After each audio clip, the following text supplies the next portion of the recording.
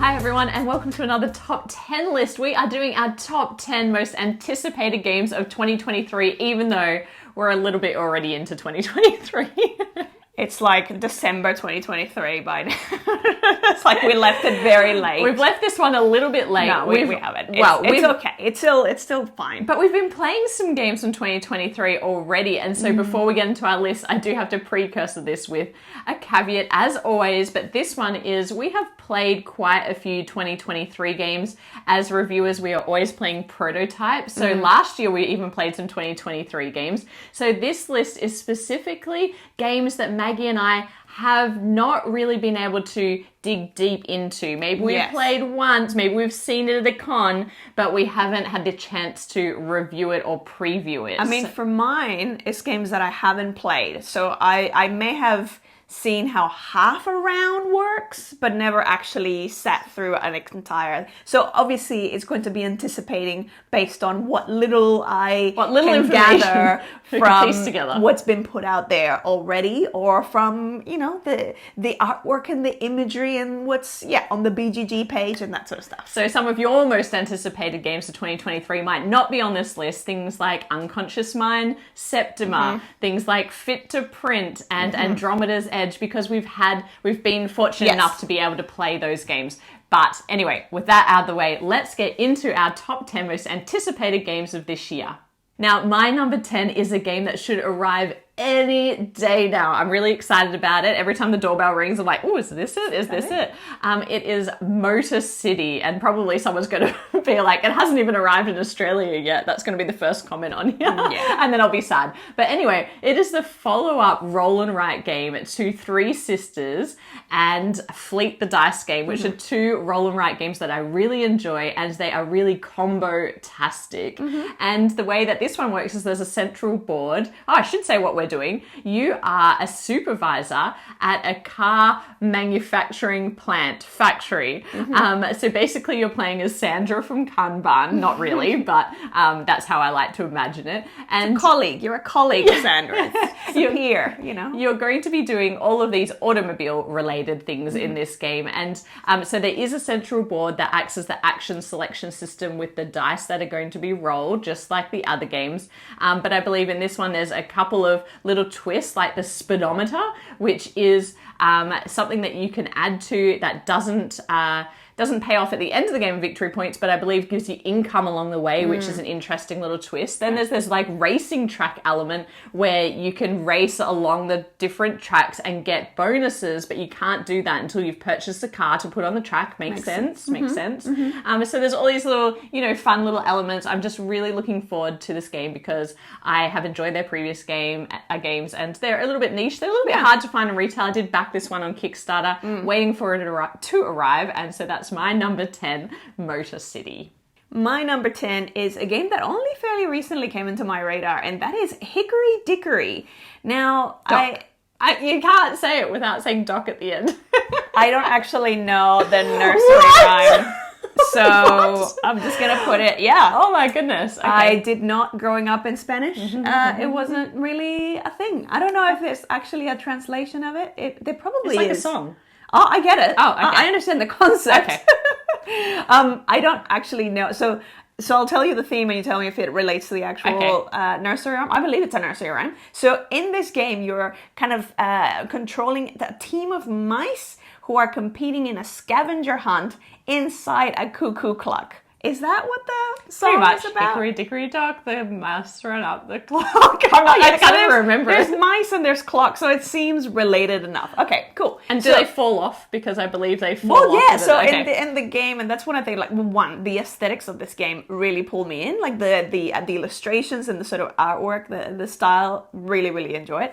But then you actually have the hands of a clock in the middle, and then you've got all these different little mice meeples who go onto the arm and then sort of make a little bit of a cue, and they kind of push each other off the arm, and sort of end up landing in different areas of the board. And then all the different mice will have different like abilities and things that they can do depending on which type they are. And then there's this sort of like beautiful tiles as well, and this sort of like other little puzzles. So I'm intrigued. Again, I haven't played it. I don't know much about it, but beyond just yeah, the things that I've explained, but I'm intrigued enough that I'm keen to check it out. It's not on my list, but it does look super cute. Super and cute, I'm excited yes. to play that one too. So that's my number 10, Hickory Dickory.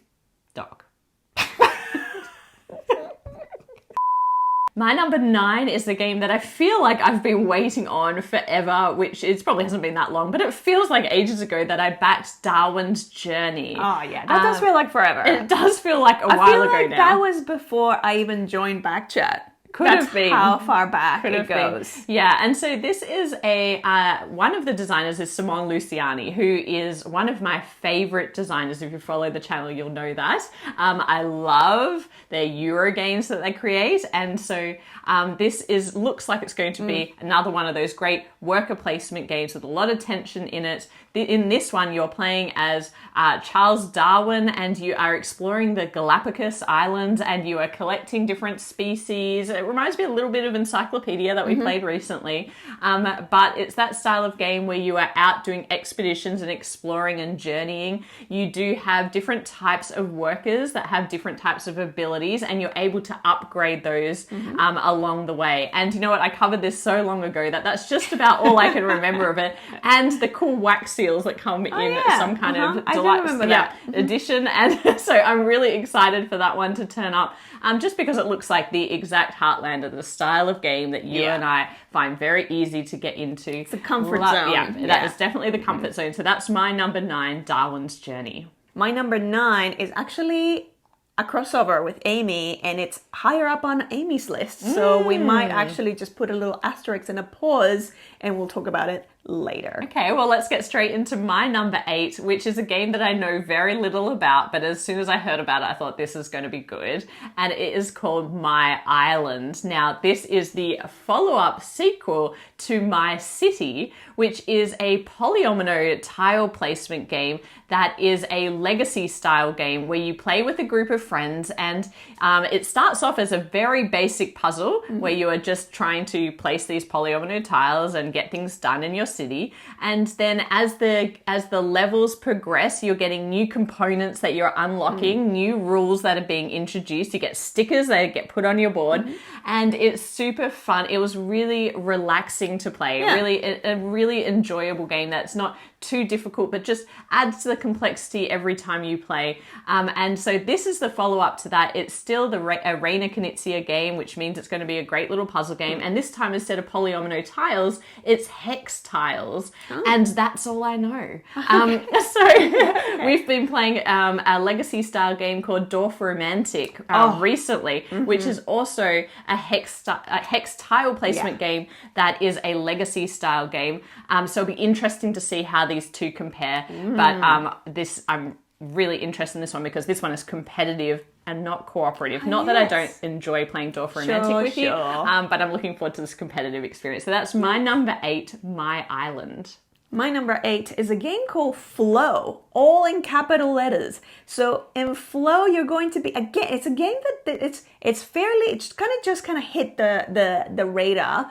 And there's not a lot about it yet. There's not a lot of coverage. But what I've seen, I'm very intrigued by. The artwork looks incredible. You're all these different, super cute little heroes journeying through the iceberg sea. And so as these different heroes, you're going to be, it looks like you're kind of be doing all sorts of different things. So you kind of get, I don't know if it's because they're asymmetric, like asymmetric abilities. And so that's going to probably determine the way that you go about it. But it sounds like you've got the options of either constructing things, exploring this iceberg sea, finding sunken treasure, and then just doing all sorts of different bits and pieces. Ultimately, you're trying to complete achievements so you can get these flow stones. And it's a bit of a race of whoever manages to get all the flow stones first is going to be the winner. Again, that's all I know about this game, but I am very, very intrigued because all of the components look But the box art has to be one of the cutest boxes I think I've ever seen. And it's the designer of Park, so a lot of people will be anticipating this one. I believe it's coming to crowdfunding quite soon, the first half of this year. So I'll be keeping an eye out for that one too and learning more. So that is your, what was that? That's my number 8, Flow. Your number 8. My number 7 is a game called Flip Town. And this is one that was kind of went under the radar a little bit when it was on Kickstarter. We did talk about it on Backchat. I was super excited about it because it's an interesting concept that combines a flip and write game with a poker style run card game, or poker as it's commonly known, poker. Yeah. But in this game, you are simply flipping over three regular cards, like a deck of cards. So this deck of cards actually comes in the box, so you don't need to bring BYO cards. But it also has, of course, the player boards because it's a flip and write. And what you're going to be doing each round is revealing three cards. And you are able to use one of those cards for its suit. So you choose one card to use for its suit, and that's going to tell you where on your board you're able to activate.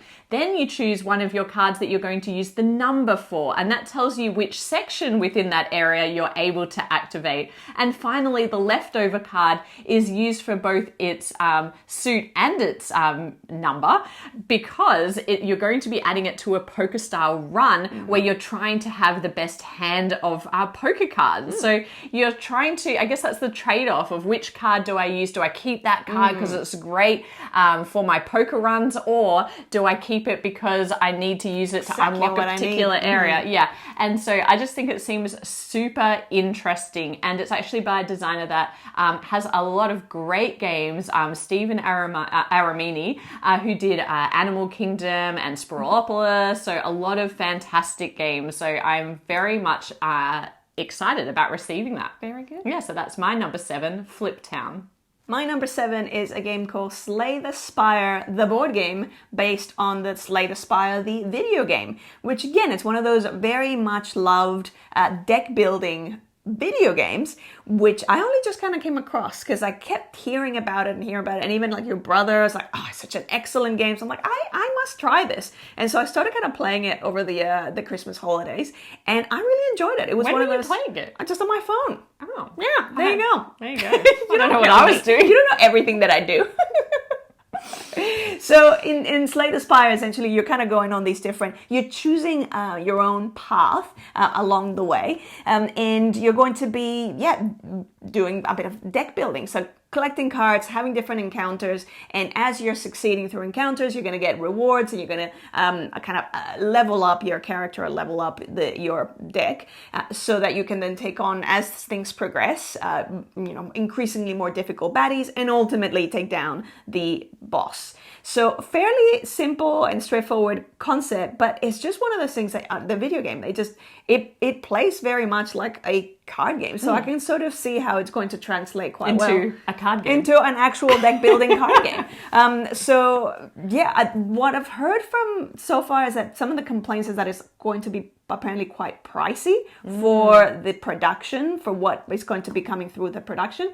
But yeah, I don't look at prices. Amy's the one that does all the research and prices, so I'm going to have to get have a look at it. I know nothing about this game. Yeah, so you better keep an eye on when it hits crowdfunding, because I might miss it. I got no Backchat anymore. Anyway, so that's just a bit of a, bookmark that, look into that. But I'm excited. That's my number, what was it? 7. Number 7. That's my number 7, Slay the Spire, the board game. My number 6 is actually another crossover, the only other crossover on our list. So I'm going to leave Maggie to talk mainly about that one as it's higher up on her list. Okay, well, my number 6 is Sleeping Gods Distant Skies. So this is a standalone sequel to Sleeping Gods, which we've covered. I quite loved because of the world of deep immersive narrative that it introduced me to, and I quite not love for the world of narrative, deep immersive narrative, whatever she said. So it's actually been our largest gap in scores on our regular series, 10 out of 10. Yeah, so polarizing in this household.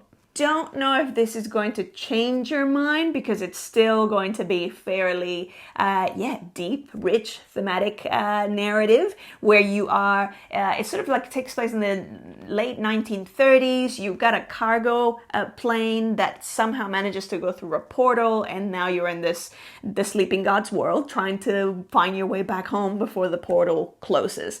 And as you're going to be doing that, you're going to be exploring, the land and finding different relics, setting up camp, fighting monsters. Apparently, there's been some enhanced. You don't actually had to have played Sleeping Gods for this to make sense. This is its own sort of game, but I imagine there's probably going to be some Easter eggs in there. If you've played Sleeping Gods, you'll be like, this is that thing from over there.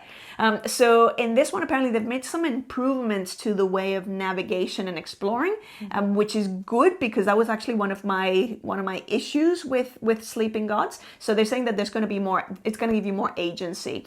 I don't quite know exactly what that is going to look like or how it'll translate, but it sounds good. The other improvement that's been made is in the battles. So now when you're going into combat, there's going to be a bit of a like a combat deck building element. So you're actually going to have, it's going to be apparently more of a more fun puzzle because you now have this deck of, I imagine it's going to be like your weapons or the ways that you're attacking. So so for those reasons, I'm actually quite excited and interested to dive back into that world. It looks good, and this time they're doing a full narrated app with it as well, aren't they? As part of the pledge. So that will I always really enjoyed. Yeah. Like I like reading, and it was one of those of a lot of different games that have a lot of kind of story in them. It was a story that it was actually written quite well, and I found myself really immersing myself in that world, and even going like, like it actually, like there were parts where I was actually quite sad, and there were parts where I was like, I like audibly went, oh my god. so I'm keen and looking forward to the narrated version as well. And so that is my number 6, Sleeping Gods: Distant Skies.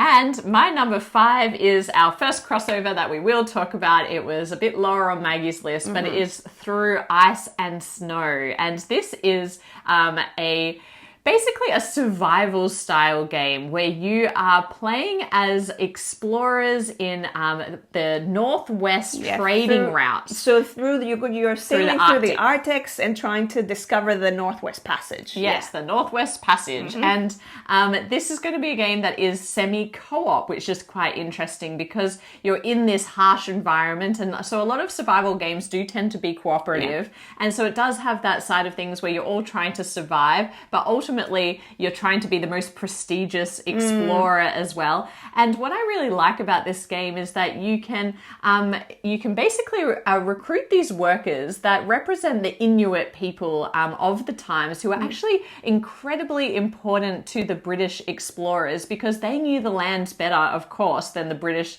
explorers. And so they actually did collaborate together to help the explorers survive in these harsh lands. And so when you're able to use the Inuit workers, actually, when you're able to use them in worker placement spots, you can get to further flung areas of the board that you wouldn't be able to otherwise reach. I just really like that as an idea. And I appreciate how much cultural consultation has actually gone into there seems like there's been this element, a lot of that. Very commendable. But anyway, the game just seems like it is quite punishing as well. Tense. I've heard that it's quite tense and quite difficult. And which is like a common thing with like survival games, like because you want them to feel like, oh, why is this so hard? Yeah, if it's easy, you're like, well, I'll just go to the Arctic, seems like a breeze. This is a holiday. This is hardly survival. This is thrival.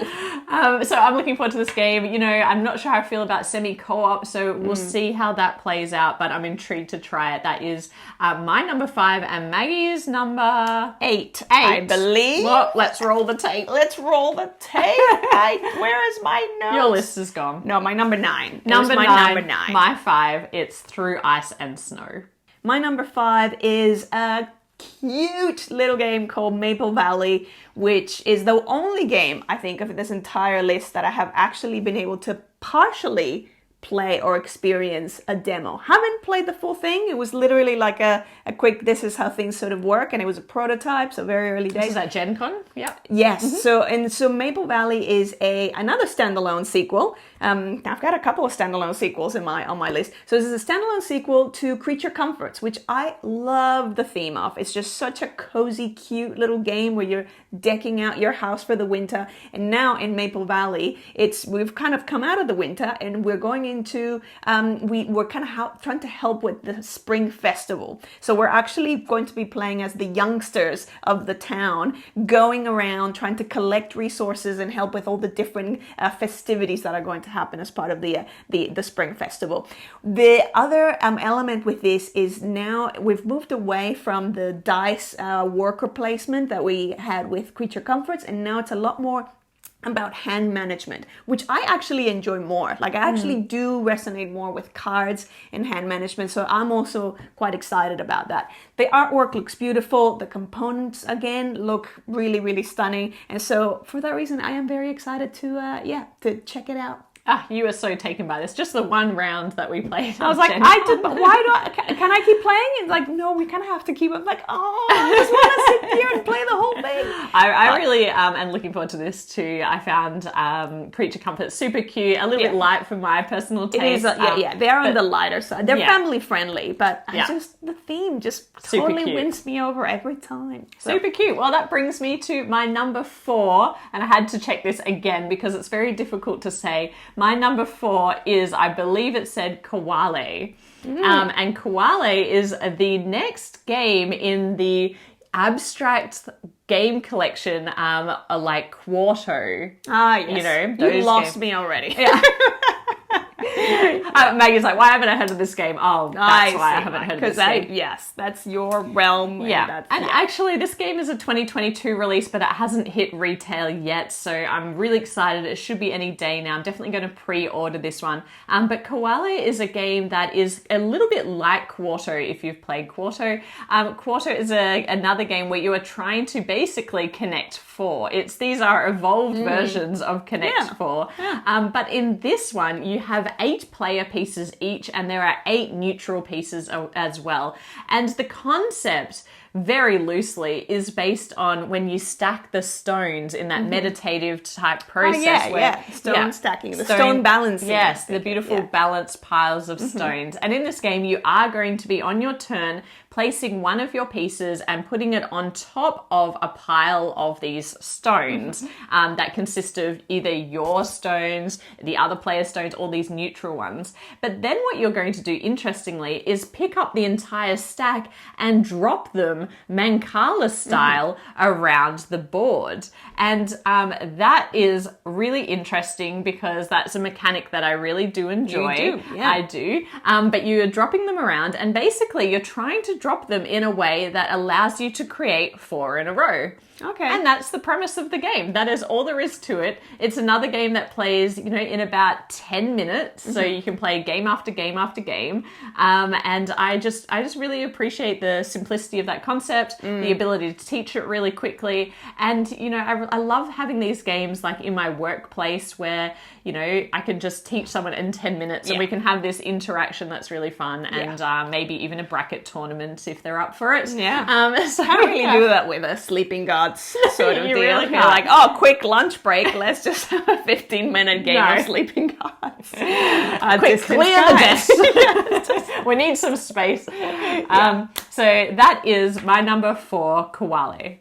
My number 4 is a game called Arborea, which I hope I'm pronouncing correctly. But it's the thing that attracts me to this is that it's just such a beautiful, stunning, bright colored cover. And it's just one of those games that looks like it's just going to pop right out of the table. Explosion of pinks and purples. Yes. And so it's a huge, a tree, I imagine. It's that's what it kind of looks like. But you have all these gorgeous little creatures which are going to be like your workers essentially, and they call it a worker placement and retrieval because it's that type of game where you're as you place your workers, they're kind of advancing on a track, and then the actions are becoming more and more powerful, but you don't actually get to take the action until you activate that worker, which essentially when you're actually retrieving them. So it's that whole, the more patient you can be, then the more powerful that action for those workers is going to be. It sort of looks like, again, sort of big Euro-y type experience. There's lots of other kind of things going on. Apparently there's lots of different pathways that you can choose, and so I tend to love games where I can in session after session explore different avenues that the game opens up for me. So for that reason, that I am quite excited to check this one out. It's been called a Bitoku killer. I don't know, we haven't played Bitoku, but I'm interested. I'm wanna excited about it too. It is Alley Cat Games. It's their follow-up to Autobahn, which is another game that I've wanted to play for a long time. But it's nice to see them getting into these heavier style Euros. So I'm really interested in this too. It didn't make my top 10. I'm not sure why. I think the explosion of color or the busyness of the art sometimes for me makes me a little bit stressed about trying to learn the game. And so for those types of games, I'm always like, Maggie, can you please learn it? And then I'll learn it from you. You also historically haven't really enjoyed games that require patience of you, where it's like that whole you put a worker there and then you're waiting for. Yeah, you tend to kind of go, I just want to take the action and I am impatient. Yes, so that could be another thing. On that instant gratification of getting my benefit as soon as I place my worker. Yeah, I'm intrigued though. I definitely am looking forward to that one too. Yeah. So that is my number 4, Arborea. My number 3 is a game that's actually just dropped on Board Game Arena, and the Joey fam have been playing a lot in the Discord. Haven't had an opportunity to join a game, but I would love to. And that is Earth. Now, Earth got some incredible reviews when it first came out, and this game is interesting because I don't think this game is on your list. No, and it's a very high for me at number 3, and yet I suspect after playing it, it's going to reverse, and you're going to be the one who loves it, and I'm going to be maybe just okay with it. And I'll tell you why. I'm open. Yeah, but that's what makes me super intrigued by this game, because in this game you are going to be taking actions using, you can take 4 different types of actions using cards in your hand.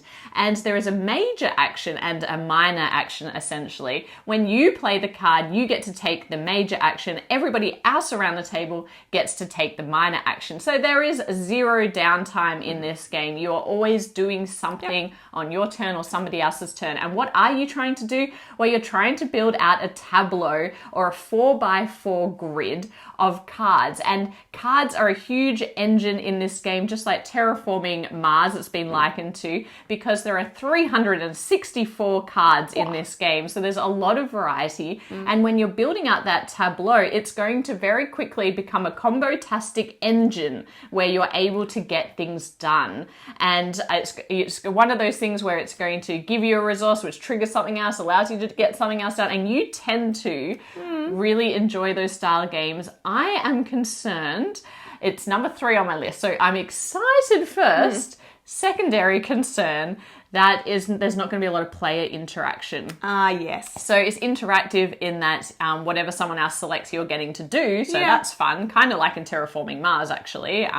In Eris Expedition. Thank you. Yeah, it's more like but there's several games where they've done that, and it can have varying degrees of success. Yes, I agree. But what it means is a lot of the time you're head down dealing with your own thing, because and I am someone who really likes the spotlight a little bit when it's my turn. I want to be like, Maggie, look at what I'm doing. Hold my beer. Yeah. Watch this excellent I'm move. looking at what I'm doing. And she's just off in her own little world. And I'm like, Maggie, watch my turn. Anyway, so that's going to be one of the things I'm going to have to deal with in this game. But I really like the theme of the game. I like that you build out these little trees. I'm not sure how structurally sound they're going to be. Yeah, they look a bit. What do you call it? Like they might fall over, but we'll see. They look very structurally sound. Yeah, indeed. Yes. But I am interested to see how precarious it all is the comes word, together. They look a bit precarious. They do look a bit precarious. But I'm really intrigued to play Earth after all of the great reviews. So that's number 3 on my list, Earth. My number 3 and Amy's number 6 is a game called Aridia: The Paths We Dare Tread. There you go. I got it all out in one. It's a bit of a tongue twister. In Aridia, this is a co-op fantasy game. Why is it on both of our lists? It's a good question. Co-op, you know what? And fantasy. What is going on? These big box games, they have somehow pushed their way into our collection. They really have. They really have. And we've been playing a lot of them and not enjoying it. That's very confusing, double negative. used correctly. It's been pretty good though. Like, I've been having fun. I'm not gonna lie. I've been enjoying these cooperative, like, bigger experiences with different scenarios. We had Frosthaven. We're currently playing Artisans of Splendid Vale. There's been a lot of these big box games in our lives. Already is another one of them. Sorry, I'll stop talking. Keep going.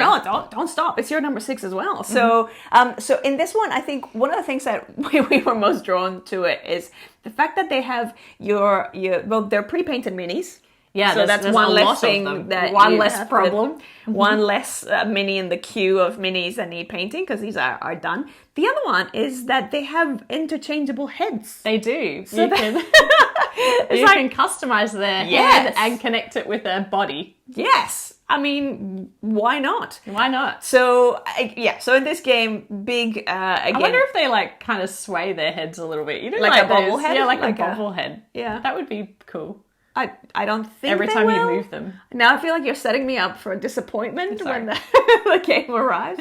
But so in this game, it's going to be one of those big sort of explorations. This is probably the closest to a proper RPG game. Yes. But it's still kind of holding your hand a little bit and giving you a bit more prompts and story than just like throwing you into like a do whatever you want with wherever, whatever you can kind of come up with. I enjoy that they also give you role player points, because if you take the role of the guide, so you're going to be sharing the role of the guide. And I think it's probably, I almost kind of get the sense that this is to like entice you if you're more of a shy person. It's like, here, you can get some role player games for then playing, enacting the characters that you're encountering along the way. So I thought that was kind of, that's definitely going to push us out of our comfort zone. Yeah. I like the player boards, not gonna lie, the double layered player boards where you can equip the items into your left or right hand. You put the sword, it actually slots into the board, and then it looks like you can easily pack it up and then restart as your character. Very big on like play it, save the progress, and very quickly kind of be able to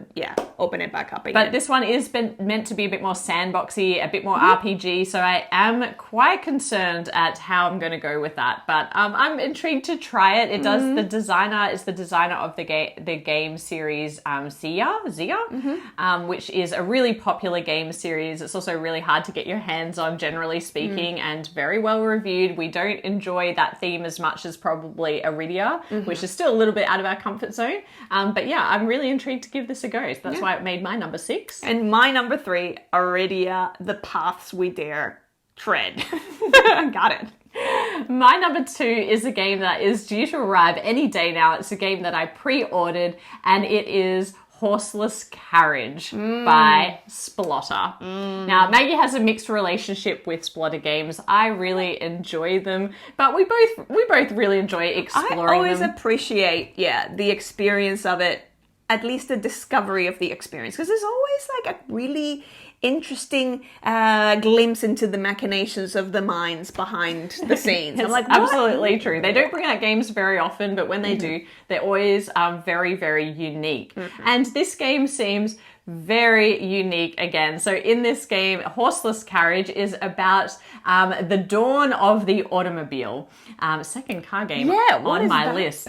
Actually, you love cars. I do like cars more than the average person, but I don't really talk about that on the channel very much. But I do have, enjoy cars. Don't know a lot about them. But anyway, in this game, you are these budding engineers or mechanics that are putting together the first car, but you have no idea what this horseless carriage is going to look like, and you don't know what features are really going to sell well or what's going to be popular. And so it's a spatial puzzle where you're using tiles, not polyomino tiles, just square and rectangular tiles to build out this horseless carriage with different features.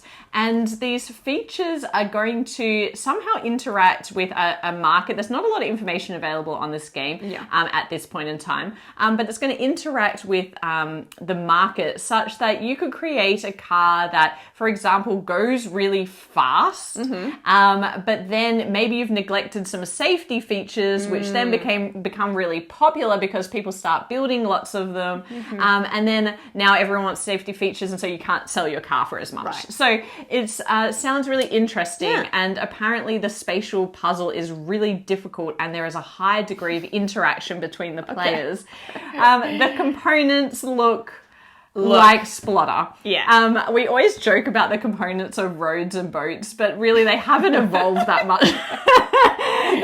In the 20 years or 30 years. Like by now, it's just part of the personality, like the whole character that is a Splotter Splotter charm. game. I look forward to what new creative ways they have found to Splotter players like Splotter myself. players, yeah. Where you're like, and now I've made the one mistake that I shouldn't have made, or multiple mistakes that I should have made, and now I'm just gonna, be chained to seeing like the horror of my game the entire way through without being able to do anything about it, and knowing that there's no way that I can ever.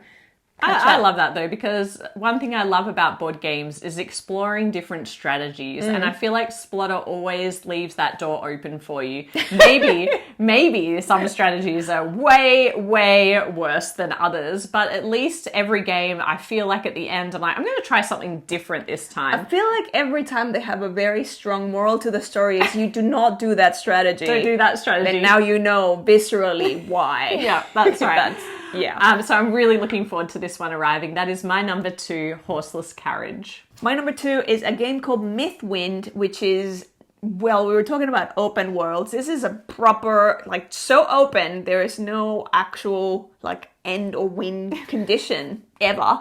But there's going to be some, you are exploring, it's co-op, and all the different characters as you're encountering and the world is kind of evolving around you, all the characters have their own mechanic. So one character might be like a polyomino type mechanic, that is how they interact with the world. Another one might be bag builder, another one might be hand management. And they all have this really cool sort of their tray, their kind of character tray where all of their bits and pieces, are going to be kind of kept and used from. So it's another one that I'm really interested in, looking forward to.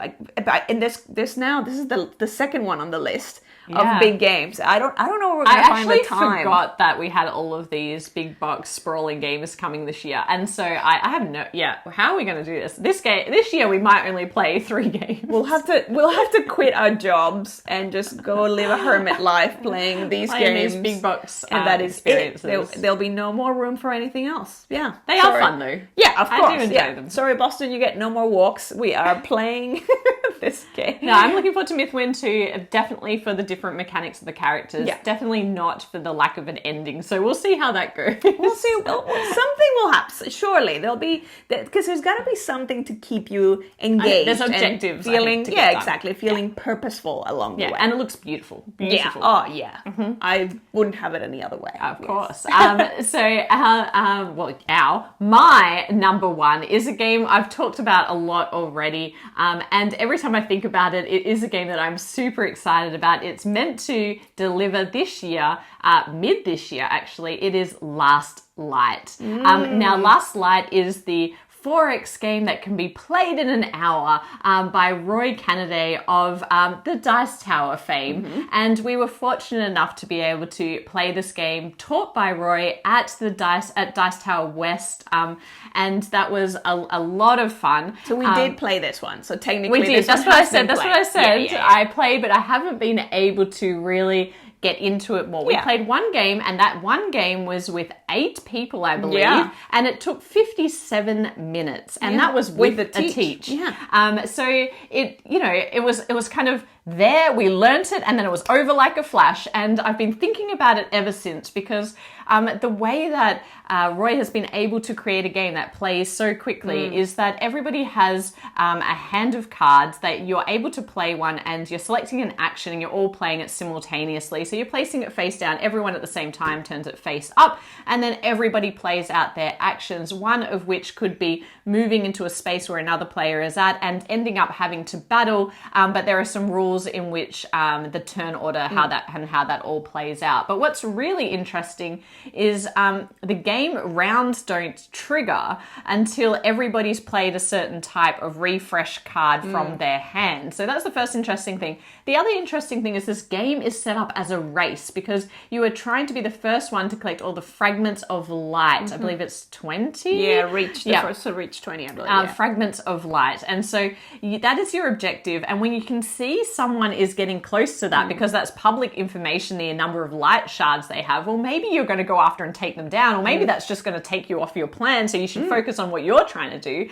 And so I just love that high level of interactivity between players and the tension of that race. And if you've been part of this campaign, you would have seen the latest update that actually they're going to add something to and offer to backers to have an add-on, which is, I don't know how much it's going to be, but basically the center of the board is going to light up.